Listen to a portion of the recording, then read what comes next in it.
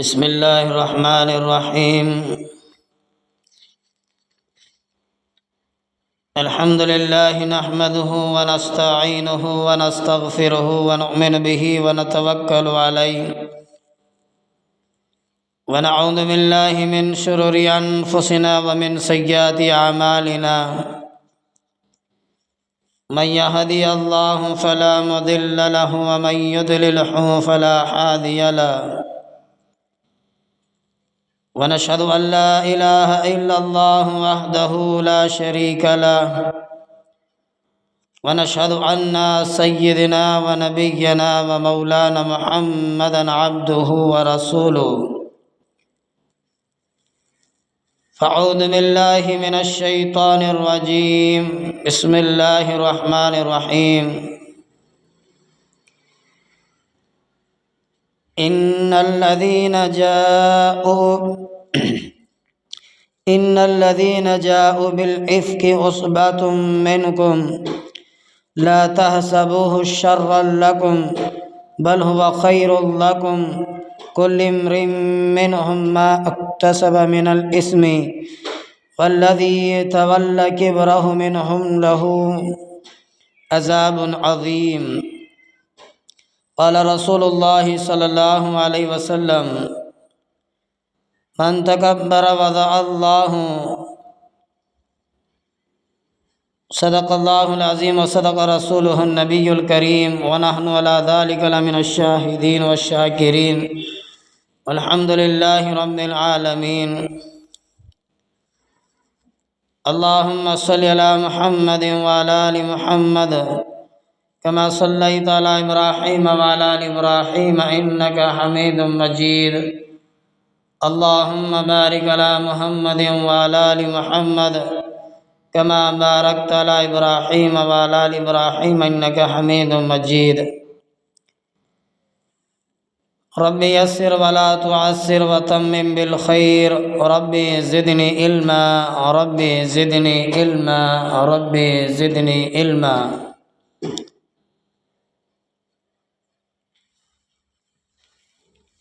برادران اسلام،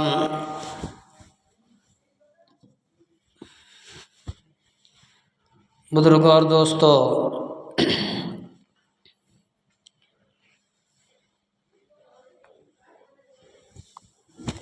ابھی میں نے قرآن پاک کی تلاوت کی ہے. سورۃ النور کی آیات ہیں.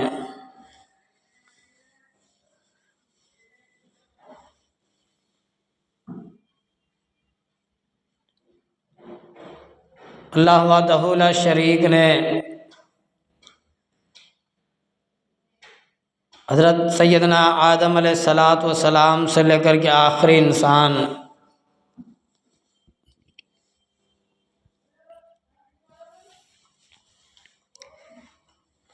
جتنی انسانیت کو اللہ نے پیدا فرمانا ہے،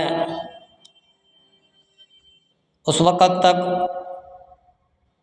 اللہ فرماتے ہیں زمینوں کی آسمانوں کی چیزیں ہمارے قبضے قدرت میں ہے. انک علی کل شیء قدیر. سب پر ہماری قدرت ہے.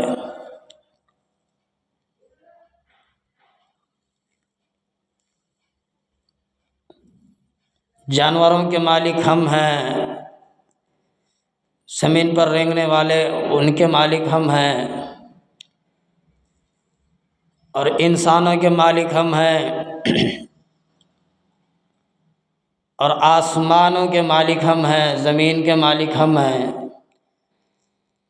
سورج، چاند، ستارے جتنے بھی اللہ تبارک و تعالیٰ نے مخلوق بنائی ہے، فرماتے ہیں کہ ان سب کے مالک ہم ہیں. تبارک الذی بیدہ الملک وہو علی کل شیء قدیر. تبارک الذی بیدہ الملک وہو علی کل شیء قدیر.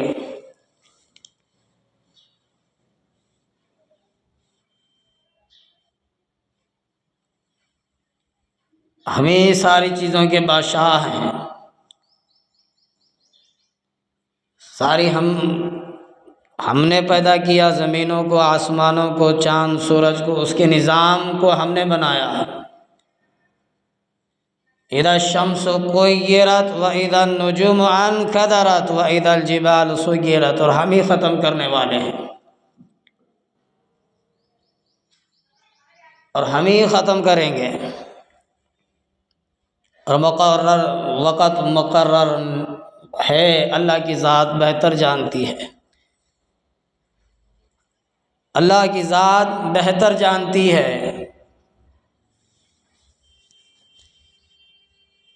کیونکہ اس کے بارے میں بس اللہ فرماتے ہم جانتے ہیں، کوئی نہیں جانتا، اس کو ہم قیامت کہتے ہیں۔ فرما ان اللہ علی کل شیء قدیر، ہم ہر شے پر قدرت رکھتے ہیں، جانور ہو، انسان ہو، فرشتے ہو، زمین ہو، آسمان ہو،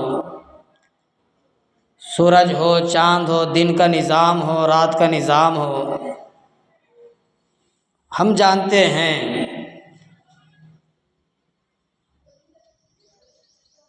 اب میں نے تو بس آپ کے سامنے ایک نام لیا ہے جس کو ہم انسان کہتے ہیں، انسان، انسان، تیری بھی چیزیں مجھے، تیری بھی خبر مجھے پتہ ہے، میں سویا ہوا نہیں ہوں، مجھے نیند نہیں آتی، مجھے اونگ نہیں آتی۔ اللہ نے آیت الکرسی میں فرمایا آخر میں وہ خدا ہوں جسے نہ اونگ آتی ہے نہ نیند آتی ہے۔ اونگ کا مطلب نیند کا غلبہ ہوتا ہے، نیند کے خیالات آتے ہیں۔ جب انسان کو نیند آنا شروع ہو جاتی ہے تو اثرات شروع ہو جاتے ہیں، جیسا کہ آنکھیوں کا بھڑبڑ آنا، جیسا کہ جمائی آنا، بدن میں ایک کمزوری آ جانا، یہ نیند آنے کی علامت ہے۔ اللہ فرماتا میں اس سے بھی پاک ہوں، نیند تو الگ بات ہے، مجھے اونگ بھی نہیں آتی، نیند کا تصور بھی نہیں آتا، میں وہ اللہ کی ذات ہوں۔ اور تم کہتے ہو کہ میرے بارے میں پتہ نہیں رکھتا، اللہ فرماتے میں تیرے بارے میں پتہ رکھتا ہوں، مجھے پتہ ہے تیرے بارے میں۔ تیری صبح ہو گئی تو رات کے بستر پر لیٹنے تک ساری چیزوں کی خبر مجھے پتہ ہے۔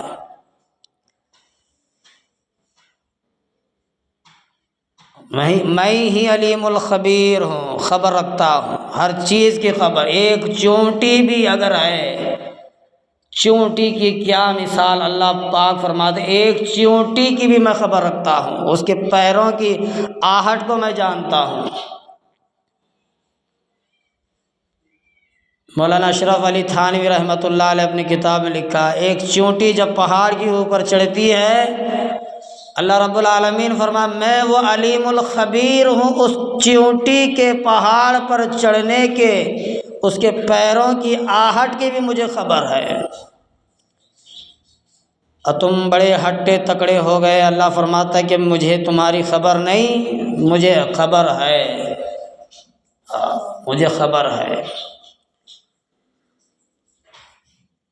جس نے اس دھرتی کو بچھایا، جس نے پہاڑ لگائے، جس نے درخت اگائے، ایک ہی زمین سے کڑوا پانی، ایک ہی زمین سے میٹھا پانی، ایک ہی زمین سے الگ الگ سبز رنگت کے پھول پھلار، میوے، قسم قسم کے نباتات، قسم قسم کے کھانے پینے کی چیزیں، ایک ہی زمین ہے، لیکن اللہ کی قدرت، اللہ کا کرشمہ چھایا ہوا ہے زمین پر۔ اللہ فرماتے میں وہ خدا ہوں، میں کسی کے سمجھ میں نہیں آتا، کسی کے سمجھ میں نہیں آتا، تم یوں ہی چکر کھا کے ختم ہو جاؤ گے، تجھ جیسے بادشاہ ہزاروں آئے ہزاروں گئے، لیکن میں کسی کے سمجھ میں نہیں آتا۔ انک علی کل شیء قدیر، مجھے سارے علم کے بارے میں پتہ، انک علی کل شیء قدیر۔ علیم الخبیر بھی بتایا، مجھے علم ہے، مجھے ہر چیز کا علم ہے۔ مجھے ہر چیز کا علم ہے، مجھ سے کوئی چیز چھپی ہوئی نہیں ہے، ساری چیزیں ظاہر ہیں۔ تو اللہ تبارک و تعالیٰ نے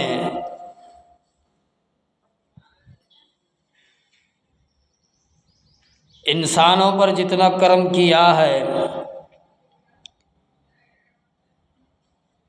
یہ اللہ کا شکر ہے، کیونکہ اللہ تبارک و تعالیٰ جانتا تھا کہ انسان پر ایسے ایسے اوقات آئیں گے، ایسے ایسے وقت آئیں گے کہ اس کے اوپر ایک پہاڑ سا ٹوٹ پڑے گا۔ اس لیے اللہ نے ہر مسائل کو حل کرنے کے اللہ نے قرآن مجید اتارا ہے پیغمبر حضرت محمد صلی اللہ علیہ وسلم پر۔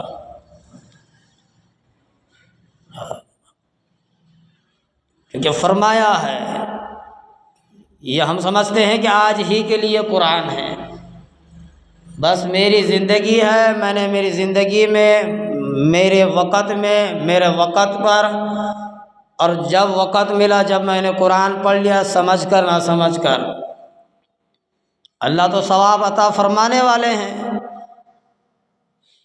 اس لیے فرمایا گیا بزرگان دین نے، قرآن پڑھو تو عمل کے لیے، قرآن سنو تو عمل کے لیے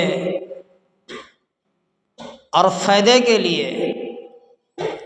ہم کو قرآن مجید کی تلاوت بھی کرنا ہے تو خود کے فائدے کے لیے، خود کے نفع کے لیے، اور ہم کو عمل بھی کرنا ہے، صرف پڑھنا نہیں ہے، عمل بھی کرنا ہے، اس کے بارے میں غور و فکر کرنا ہے۔ اللہ اس کو دوہرا اجر عطا فرماتے ہیں۔ اس لیے فرمایا ان الذین جاءوا بالافک عصبۃ منکم،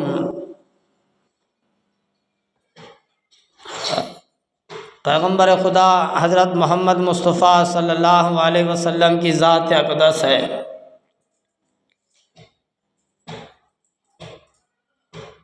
اللہ نے پیغمبروں کو پیدا فرمایا اور ان کی بھی زندگی بسر فرمائی، سیدنا آدم علیہ السلام سے لے کر کے آخری جناب محمد مصطفیٰ صلی اللہ علیہ وسلم تک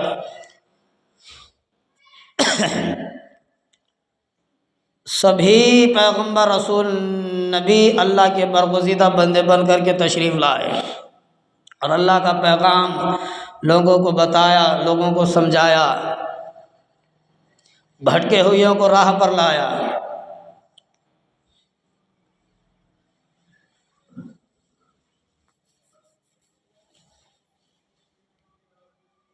اور ہم کو یہاں بات سمجھنی ہے، اللہ تبارک و تعالیٰ نے بعض پیغمبروں کو بادشاہت عطا فرمائی اور بعض پیغمبروں کو حکمرانی عطا فرمائی، اور بعض پیغمبر ایسے ہیں جن کے اوپر امتحانات ٹوٹ پڑا کرتے تھے،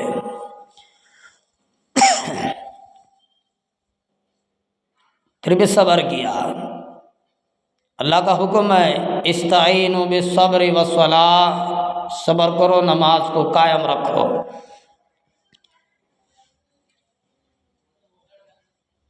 زندگی میں نماز لاؤ، صبر خود بخود آئے گا۔ اگر نماز نہیں ہے تو صبر نہیں آئے گا۔ صبر کہاں ملے گا؟ بازار میں تو نہیں ملتا۔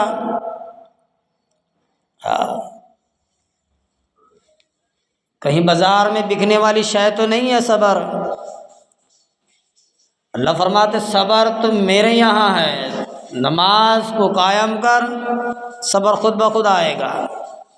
نماز پڑھنے اس کو قائم کر، زندگی میں اتار۔ نماز ایسی شے ہے، اللہ تبارک و تعالیٰ نے فرمایا شہنشاہ کا دروازہ کھٹکھٹاتی ہے، مالک کائنات کا در کھٹکھٹاتی ہے۔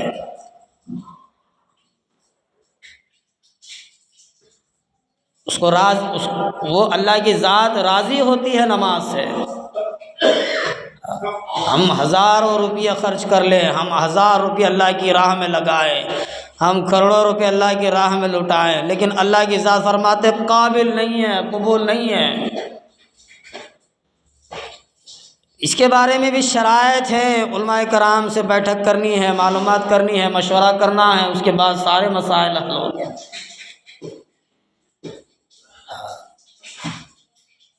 اللہ فرماتے ہیں قبول نہیں ہے، قابل قبول نہیں ہے۔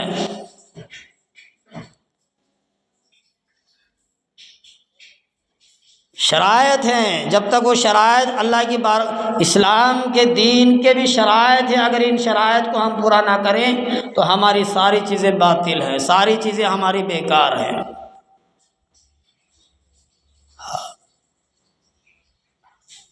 کیونکہ مالک کائنات نے فرمایا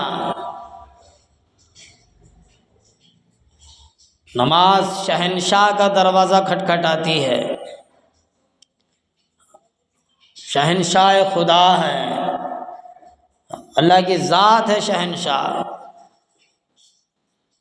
تبارک الذی بیدہ الملک وہو علی کل شیء قدیر۔ ہم ہی قدرت رکھتے ہیں، مشرق میں، مغرب میں، شمال میں، جنوب میں، ہماری ہی سلطنت ہے، ہماری ہی حکومت ہے، یہ تم سارے کے سارے وقت کے پجاری ہو۔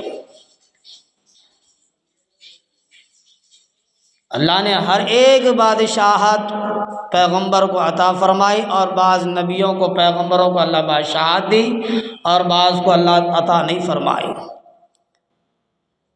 اور بادشاہت کے دور میں اللہ نے پیغمبروں کو اتارا۔ مثال لو، اللہ تبارک و تعالیٰ نے موسیٰ علیہ السلام کا بادشاہ، ایسا ظالم بادشاہ اللہ نے پرورش پیدا کر کے دکھایا، پرورش کر کے بتایا، اللہ نے اسی جگہ سے نبی بنا کر کے کھڑا کیا۔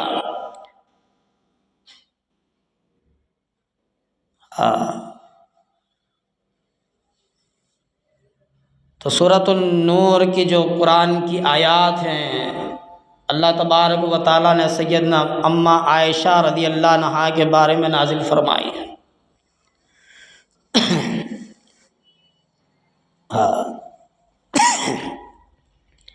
پیغمبر کی جتنی بیوی ہیں وہ ساری کے سارے ام المؤمنین، وہ ساری کے ساری ہماری مائیں ہیں۔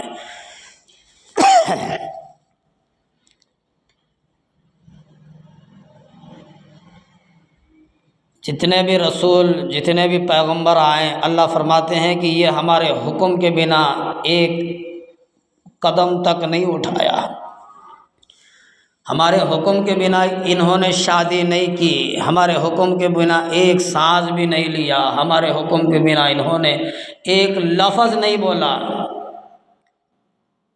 ہم کو سمجھنا پیغمبر کی ذات کیا ہوتی ہے، ساری زندگی اللہ کے حکموں کا پجاری ہو، اللہ کے حکموں کا پجاری ہو، اللہ کے احکاموں کو پورا کرنے والا ہو، وہ نبی ہوتا ہے۔ اور کبھی گناہ نہیں کرتا، کبھی اللہ کی نافرمانی نہیں کرتا، کبھی اللہ کے احکاموں کو نہیں جھٹلاتا۔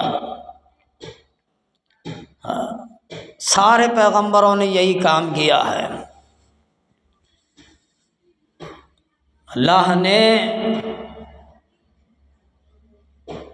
یہ تو ہمارا ہی دور ہے نا، ہم کہتے ہیں کہ دور بدل گیا، زمانہ بدل گیا، ایسا نہیں ہے۔ وہی سورج ہے، وہی چاند ہے، وہی دن ہے، وہی رات ہے، وہی پانی ہے، وہی ہوا ہے، وہی قدرت ہے، وہی طاقت ہے، وہی اللہ ہے، وہی خدا ہے، اور وہی امتی ہیں، کون بدلے گا؟ اللہ فرماتے ہیں نہیں، اللہ نے دیکھو موسیٰ علیہ السلام کو فرعون کے گھر میں پالا پوسا بڑا کیا، اسی کی وہیں پرورش فرمائی۔ وہ کہتا تھا کہ میں اب کوئی نبی کو پیدا ہونے نہیں دوں گا، ختم کروں گا، میں اب کوئی رسول کو پیدا ہونے نہیں دوں گا، اب ختم کروں گا۔ جتنے حاملہ تھی وہ ساروں کے حمل کو ساقط کر دیا کرتا، تلاش کر کے جتنے حاملہ عورتیں تھیں ان کے حمل کو ساقط کر دیتا، تلوار سے چاک کر کے کاٹ کے ختم کر دیتا۔ پیدائی ہونے نہیں دوں گا۔ وہ بادشاہ ہے۔ اب دیکھو کیسے ایسے ظالم بادشاہ کے دور میں اللہ نے نبی کو پیدا کیا، اور اللہ کا نظام دیکھو، سلیمان علیہ السلام بھی بادشاہ ہے، ایوب علیہ السلام بھی بادشاہی تھے، پھر امتحان آیا اللہ کی ذات کا، بڑا کھاتا ہے، بڑا پیتا ہے، بڑا موج مستی کرتا ہے، بڑی تیری بزرگی ہے، بڑی نعمتیں تیری تو نے عطا فرمائی ہے، مال دیا، دولت دی، سلطنت دی، حکمرانی دی، حکمرانی عطا فرمائی۔ اور تجھے پتہ بھی ہے اگر جو انسان جب کسی کو کوئی کمی پڑ جاتی ہے تب اللہ کے سامنے جھولی پھیلاتا ہے، اپنا داؤ مارا شیطان نے، اپنا داؤ چلایا۔ جس کے پاس کوئی کمی ہو وہ جھولی پھیلائے، یہ تو ساری چیزیں اس کے پاس موجود ہے، مال ہے، دولت ہے، سارا مال ہے، اب یہ کیوں تیرے سامنے جھولی پھیلائے؟ فرماتے تیری جو تدبیر کرنا ہے کر، پھر دیکھیں گے کیا ہوتا ہے۔ اللہ نے اولاد چھین، امتحان دیکھو، اللہ نے اولاد چھینا، مال چھینا، ساری چیزیں چھینی، ایوب علیہ السلام کو تنہا کھڑا کیا، اکیلا کھڑا کیا، اس وقت بھی اللہ کا نام لینا نہیں چھوڑتے، ذکر، اللہ کا نام، ذکر۔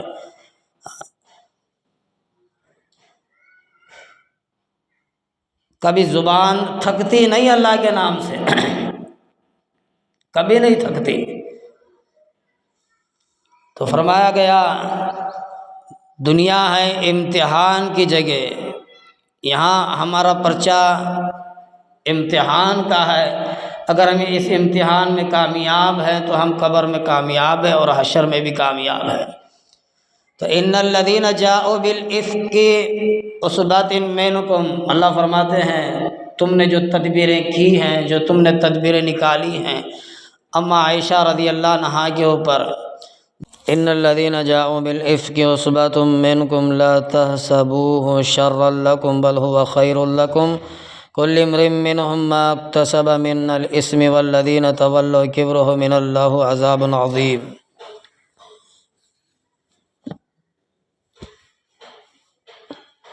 جو لوگ یہ بہت بڑا طوفان باندھ لائے ہیں یہ بھی تم میں سے ایک جماعت ہے، تم اسے اپنے لیے برا نہ سمجھو۔ جو بہتان باندھے ہیں سیدنا حضرت عائشہ رضی اللہ عنہا پر، اللہ تبارک و تعالیٰ نے اس پاک دامنی کو ثابت کرنے کے عائشہ رضی اللہ عنہا کے لیے، عائشہ رضی اللہ عنہا کی پاک دامنی کو ثابت کرنے کے لیے اللہ تعالیٰ نے قرآن اتارا، 10-11 آیتیں اتاری، انہی میں سے ہے، اسی کی تفسیر ہے۔ اللہ فرماتے جو لوگ بڑا طوفان مچائے ہیں تم میں سے ایک گروہ ہے، تمہارے میں سے ایک جماعت ہے، تم اسے برا نہ سمجھو بلکہ تمہارے حق میں یہ بہتر ہے، اچھائی ہے۔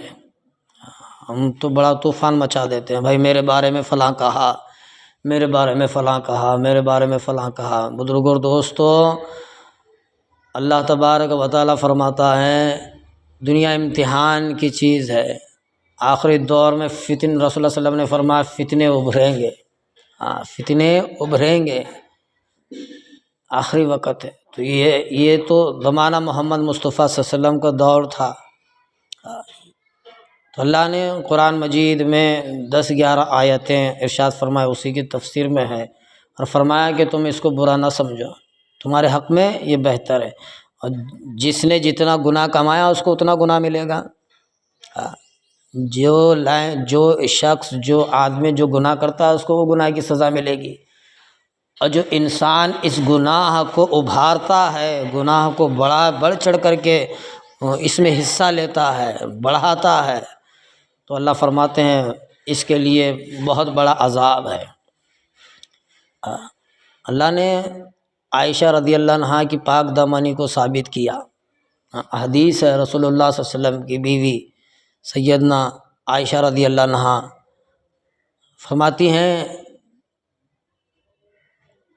کہ سفر کے لیے سفر کے لیے جب رسول کریم صلی اللہ علیہ وسلم سفر فرماتے تو ساری بیویوں کے نام ڈالتے چٹھیاں ڈالتے، تو جس بیوی کا نام آتا تو اس کو لے کر کے سفر کے لیے روانہ ہو جاتے۔ تو رسول اللہ صلی اللہ علیہ وسلم نے غزوے کے موقع پر نام ڈالا تو عائشہ فرماتی کہ میرا نام نکلا، میں آپ کے ساتھ چلی۔ عائشہ رضی اللہ عنہ کا نام آیا، کر ڈالا تو نام آیا، تو عائشہ رضی اللہ عنہ محمد صلی اللہ علیہ وسلم کے ساتھ سفر کے لیے غزوے کے لیے نکلی۔ جب غزوہ پہنچے، سفر مکمل ہوا تو واپس غزوے سے فارغ ہوئے، واپس لوٹے، مدینے کے قریب آ گئے، رات کو چلنے کی آواز لگائی۔ حضرت عائشہ رضی اللہ عنہا فرماتی ہیں کہ میں نے جس اونٹ پر میرا اودج تھا، یعنی کہ میری ڈولی تھی، تو جو ہودج میں بٹھانے والے تھے، جو ہودج کو اٹھانے والے تھے، اٹھا کر کے اونٹ کے اوپر رکھا، اور وہ ہودج رات تھی کی وقت میں سارا قافلہ نکل گیا۔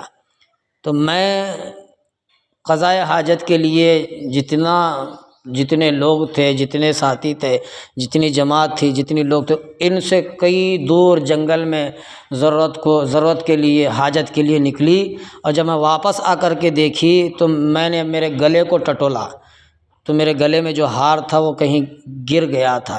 پھر واپس میں نے جہاں حاجت کے لیے گئی تھی، پھر وہاں پر میں نے پہنچا تو تلاش کیا، نہیں ملا، اندھیری رات تھی، اندھیرا وقت تھا، تلاش کیا، کئی دیر کے بعد میں میرا ہار مجھے پھر واپس مل گیا۔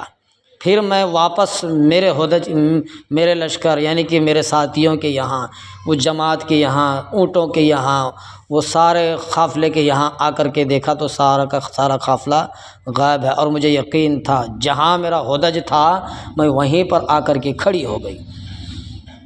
حضرت عائشہ رضی اللہ عنہ فرماتی ہیں کہ یہاں پر ایک بات ہم کو سمجھنا ہے میرے بھائیوں بزرگوں، ہودج میں بیٹھنے کا پتہ کیوں نہیں چلا ساتھیوں کو؟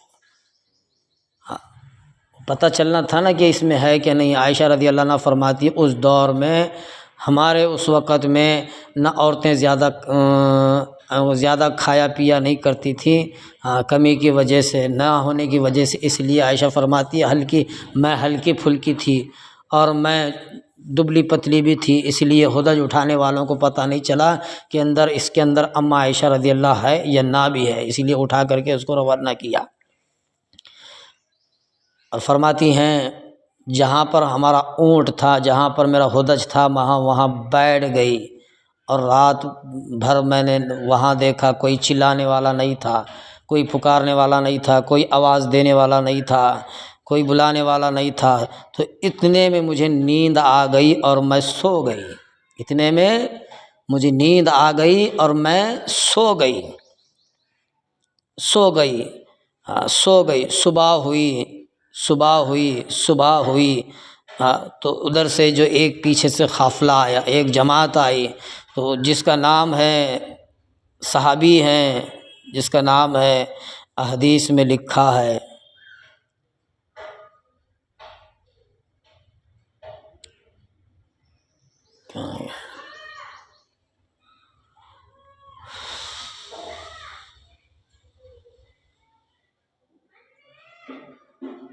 جس کا نام ہے حدیث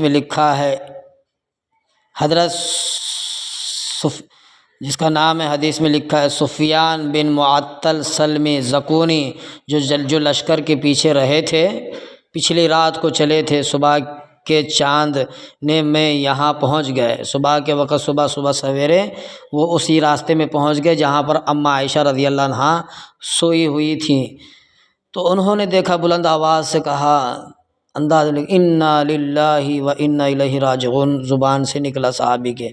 ان کی آواز سنتے ہی میری آنکھ کھل گئی۔ عائشہ فرماتی ہیں اما عائشہ کہ اس صحابی کی آواز سن کر کے میری آنکھ کھل گئی اور میں اپنی چادر سے اپنا منہ ڈھانپ لیا، نیند کی حالت میں جو چہرے پر جو پردہ تھا وہ نکل گیا تھا، اور اس نے چہرے کو دیکھ کر کے انا للہ و انا الیہ راجعون پڑھا، اور حضرت عائشہ رضی اللہ عنہ اس آواز کو سن کر کے انا للہ و انا الیہ راجعون کی، وہ اپنے چہرے پر پھر دوپٹہ اپنا چہرہ ڈھانپ لیا، سنبھل بیٹھی۔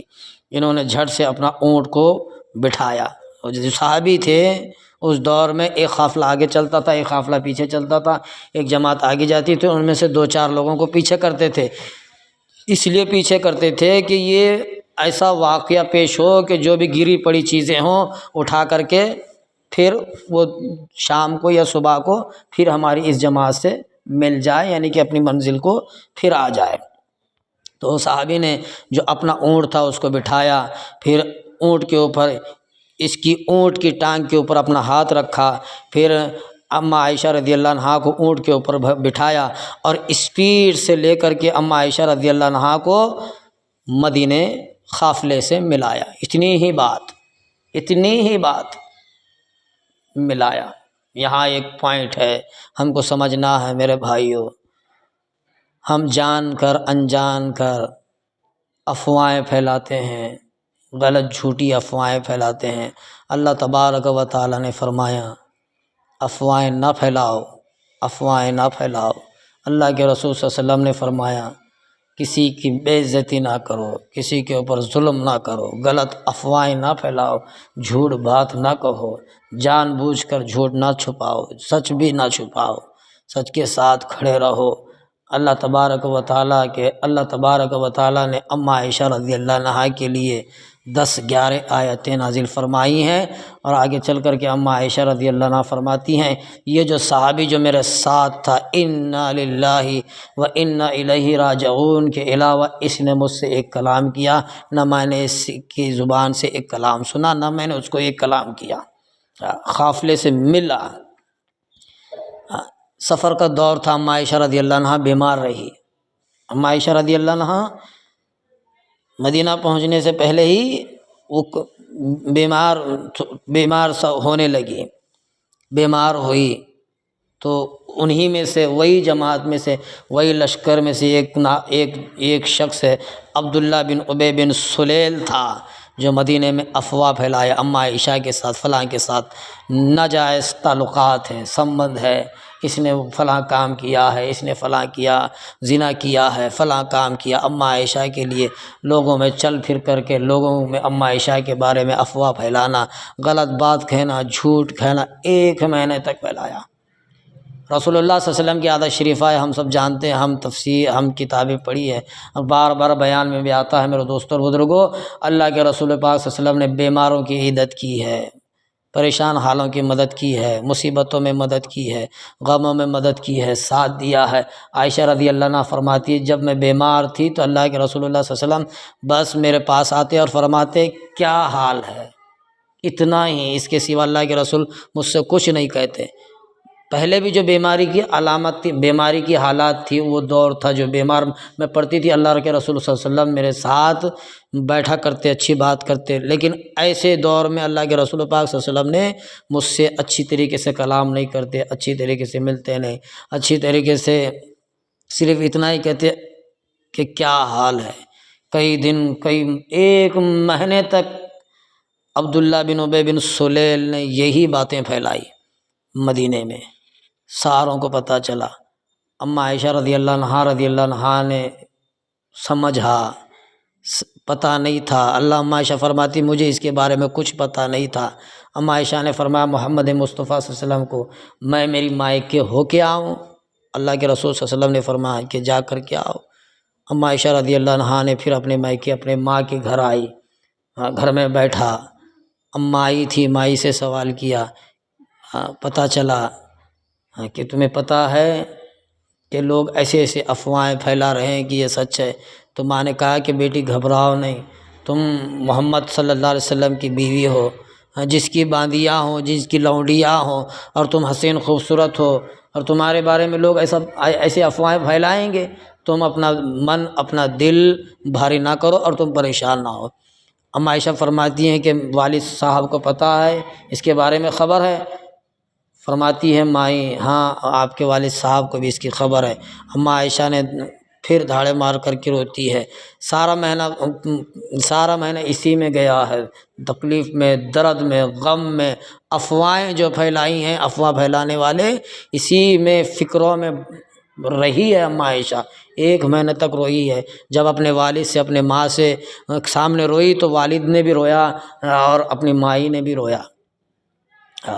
اماں عائشہ رضی اللہ عنہا فرماتی ہیں کہ افواہیں پھیلی ہیں، افواہیں پھیلی ہیں، افواہیں پھیلائی ہے۔ تفسیر کے اندر لکھا ہے حضرت محمد مصطفیٰ صلی اللہ علیہ وسلم پھر اپنے بیوی اماں عائشہ رضی اللہ عنہا کے پاس تشریف لائے۔ میرے بھائیوں، یہاں پر ہم کو ایک بات سمجھنا ہے، رسول کریم صلی اللہ علیہ وسلم نے فرمایا عائشہ اگر تجھ سے گناہ ہوا ہے تو توبہ کر لے، تجھ سے گناہ ہوا ہے تو توبہ کر لے۔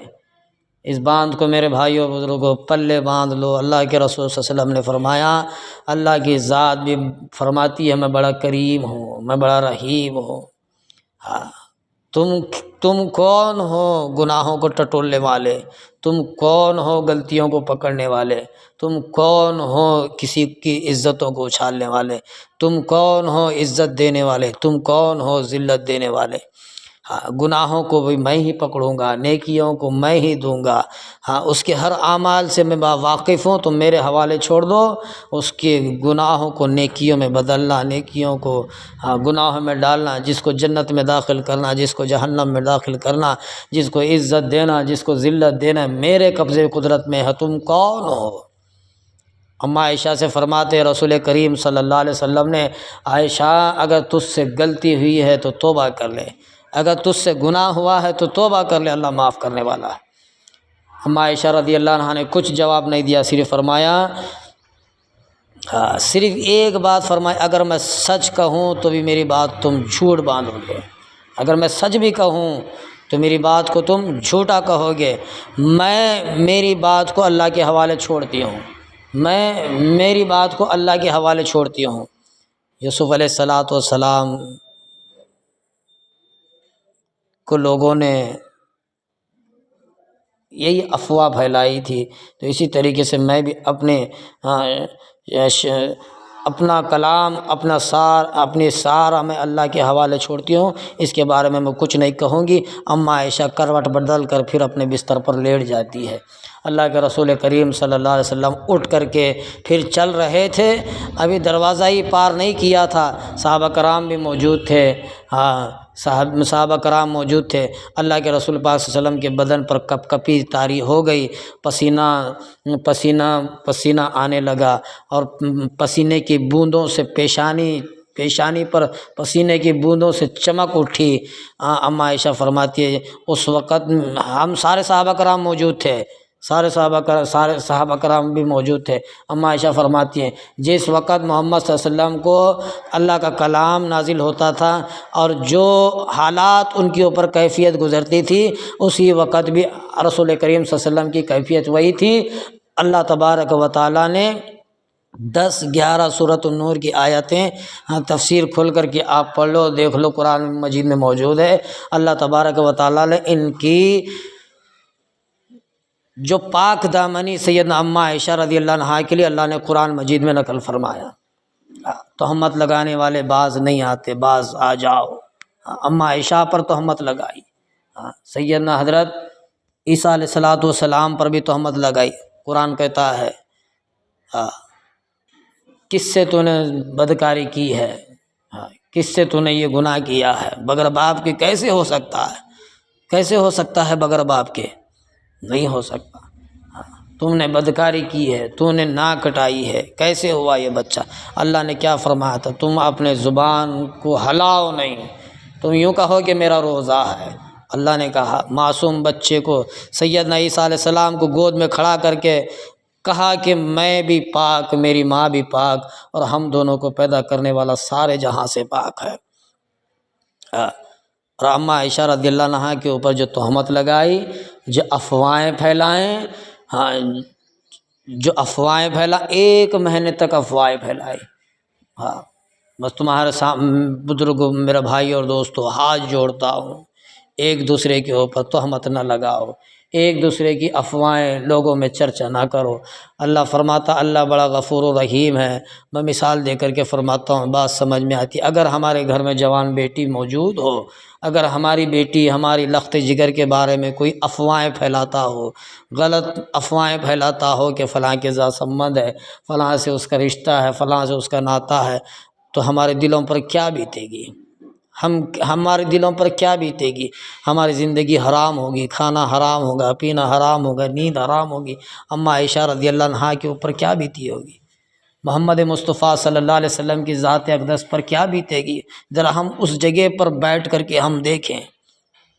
اگر ہماری بیوی حسین ہو، خوبصورت ہو، ہماری بیوی ہو، ہماری بیوی کے بارے میں کوئی افواہیں پھیلاتا ہے کہ فلاں کی بیوی فلاں کے ساتھ سمبند ہے، فلاں کا ناتا ہے، رشتہ ہے، اگر یہ افواہیں ایک مہینے تک اگر چلتی، اگر ایک وقت بھی اگر ایک جگہ بھی کہیں تو افواہی ہوتی ہے تو ساری دنیا میں پھیل جاتی۔ ایک مہینے تک چلانا، اگر کوئی اپنی بیوی کے بارے میں کہے کہ فلاں کے ساتھ اس کا سمبند ہے، فلاں کے ساتھ اس کا رشتہ ہے، فلاں کے ساتھ اس کے ناجائز تعلقات، ہمارے دلوں پر کیا بیتے گی؟ اللہ کے رسول پاک صلی اللہ علیہ وسلم کی حدیث ہے، ہم نے بار بار کہا ہوگا۔ ایک رسول کریم صلی اللہ علیہ وسلم کی خدمت میں ایک شخص آیا، یا رسول اللہ مجھ سے زنا ہوا ہے، میں نے گناہ کیا ہے، میں نے بدکاری کی ہے۔ اللہ کے رسول نے اپنے چہرے کو موڑا، یہ بات پر سمجھو، اللہ کے رسول نے اپنے چہرے کو موڑا، پھر اللہ کے رسول کے چہرے کی ادھر بازو آئے، یا رسول اللہ صلی اللہ علیہ وسلم مجھ سے گناہ ہوا ہے، میں نے بدکاری کی ہے، زنا کیا۔ پھر اللہ کے رسول نے اپنے چہرے کو موڑا، ایک بار، دو بار، تین بار اس نے کہا، یا رسول اللہ مجھ سے گناہ ہوا۔ اللہ کے رسول نے تین بار سنا۔ مطلب یہ ہے ہم کو سمجھنا ہے، گناہوں کو بھی چھپاؤ، گناہوں کو چھپاؤ، کس کے اندر خامیاں ہیں اس کی خامیوں کو چھپاؤ، ابھارو نہیں، غلطیاں ہیں غلطیوں کو چھپاؤ، ابھارو نہیں۔ ہاں، جتنے بھی ہر ایک انسان اللہ نے بنایا ہے گناہوں کا پتلا ہے۔ شیطان کو پیدا ہوتے ہی اللہ اس کے پیچھے لگایا ہے، اور مرتی آخری جو وقت ہے، اس کی آخری سانس ہے میرے دوستوں اور بزرگوں، اس وقت تک شیطان اس کے پیچھے لگا ہوا ہے۔ اللہ فرماتے ہیں جتنا شیطان زور ڈالتا ہے اس کے پیچھے، اتنی میری ذات، میری رحیم، میری کریمی بھی اس کے ساتھ ہوتی ہے، میری قدرت بھی اتنی ساتھ ہوتی ہے۔ میں اس کو رسوا ہونے نہیں دوں گا، میں اس کو ذلیل ہونے نہیں دوں گا، میں اس کو ختم ہونے نہیں دوں گا، میں اس کو برباد ہونے نہیں دوں گا۔ اللہ تبارک و تعالیٰ فرماتے میں ہوں۔ میرے بھائیو، ہم کلمہ شریک بھائی ہیں، ہم نے کلمہ پڑھا ہے لا الہ الا اللہ محمد الرسول اللہ، اللہ کے سوا کوئی معبود نہیں، جناب حضرت محمد مصطفیٰ صلی اللہ علیہ وسلم اللہ کے رسول ہیں۔ ہم نے کلمہ پڑھا ہے، ہم نے اقرار کیا ہے اس اللہ کے سوا کوئی معبود نہیں، اور محمد مصطفیٰ صلی اللہ علیہ وسلم اللہ کے رسول ہیں۔ تو اس لیے ہم کو تہمتوں سے باز آنا ہے۔ آخری بات کہہ کر کے میری بات کو ختم کروں گا، یہ میری بات کو پلے باندھ لو۔ اللہ تبارک و تعالیٰ نے دیکھو زندگی کو آسان بنایا ہے، زندگی کو آسان بنایا ہے۔ زنا نہ کرو، زنا نہ کرو، شادی کرو، زنا نہ کرو، شادی کرو۔ آج کا دور دیکھو، جو انسان شادی شدہ ہے وہ بھی زنا کرتا ہے، جو شخص شادی شدہ ہے شادی کر کے بھی زنا کرتا ہے، شادی کر کے بھی بدکاری کرتا ہے، شادی کر کے بھی گناہ کرتا ہے۔ اور آج بچیوں سے، آج بیٹیوں سے، آج بیٹوں سے غلطیاں ہو جائے تو ہم پھانسی چڑھا دیتے ہیں، سولی چڑھا دیتے ہیں، قتل کرتے ہیں۔ اتنا بڑا گناہ نہ کرو۔ اللہ نے فرمایا ہر گناہ کی توبہ میرے پاس موجود ہے، ہر گناہ کی توبہ میرے پاس موجود ہے۔ زنا بھی تیرے ساتھ ہے، بدکاری بھی ہے، گناہ ہے، ہاں تو نے شرابی ہے، تو جواڑی ہے، تو فلاں ہے، تو فلاں، جتنے بھی اللہ تبارک و تعالیٰ نے گناہ ہیں، اللہ نے گناہ کو گناہ کہا ہے، ان گناہوں کا پہاڑ بھی تیرے سر پر موجود ہے۔ اللہ فرماتے ہیں ایک بار تو سچے دل سے توبہ کر میرے سامنے، ہر گناہ کو اپنے سامنے رکھ کر کے توبہ کر، میں اللہ فرماتا ہوں تیرے گناہ کو پاک کر کے رکھوں گا جیسے آج ہی ماں کے پیٹ سے پیدا ہوا ہے۔ غلط ہے بات؟ اب سمجھو، غلط ہے۔ اللہ نے فرمایا سب سے بڑا گناہ اسلام میں شرک ہے۔ کون سا بھائی؟ شرک ہے۔ اللہ مشرک کی توبہ قبول نہیں کرتا، زانی کی توبہ قبول ہے، سود کی توبہ قبول ہے، ہاں، ظلم کی توبہ قبول ہے، ہاں، شراب کی توبہ قبول ہے، گناہوں کی توبہ قبول ہے، لیکن اللہ فرماتے ہیں شرک کی توبہ میرے یہاں قبول نہیں ہے۔ ایسے ایسے بڑے بڑے گناہ ہیں میرے بھائی، گنا نہیں جاتا، وقت کم ہے، اس لیے فرمایا گناہ گار ہیں تو اللہ سے توبہ کرو، گناہ ہوئے ہیں اللہ سے توبہ کرو، خطائیں ہوئی ہیں تو اللہ سے توبہ کرو، اللہ بڑا معاف کرنے والا ہے۔ انک علیم خبیر، اللہ فرماتا ہے مجھے ہر ایک علم کی خبر ہے۔ تو کیا جانتا ہے؟ اللہ فرماتا ہے انک علیم خبیر، مجھے ہر علم کی خبر ہے، ہر علم کی خبر ہے، ہر علم کی خبر ہے، ہر چیز میں جانتا ہوں، مجھ سے کوئی چیز چھپی ہوئی نہیں ہے، مجھے ساری چیزوں کا پتہ ہے۔ اور تو چھوٹی چھوٹی باتوں کا پتنگڑ بنا کر کے تو کسی کو ذلیل نہ کر، کسی کا گھر نہ اجاڑ، کسی کے رشتے ناطے نہ توڑ، کسی کو ذلیل ہونے کا کام نہ کر۔ اللہ فرماتا ہے میں عزت دوں گا، میں ذلت دوں گا، میرے یہاں عزت ہے، میرے یہاں ساری چیزیں موجود ہے۔ انک علیم الخبیر، میں ساری چیزوں کی خبر رکھتا ہوں۔ اللہ سے دعا ہے کہ اللہ مجھے اور آپ کو، تمام امت محمدیہ کو عمل کی توفیق عطا فرمائے، اللہ ہمارے گناہوں کو معاف فرمائے۔ وآخر الحمد للہ رب العالمین۔